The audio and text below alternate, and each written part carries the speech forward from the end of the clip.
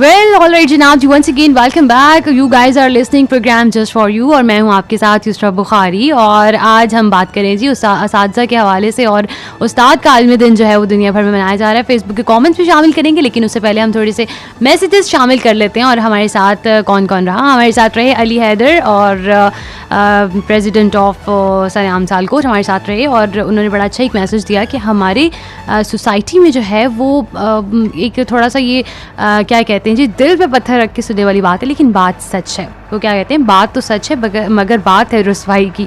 तो ये बात बिल्कुल सच है. और बड़ा अच्छा मैसेज दिया कि हमारे असातिज़ा का उस तरह से जो एहतराम है वो आजकल की सोसाइटी में नहीं है. वाकई एक ज़माने कदीम था जब इंसान जो है वो अपने असातिज़ा को असातिज़ा मारते भी थे उसको और डांटते भी थे.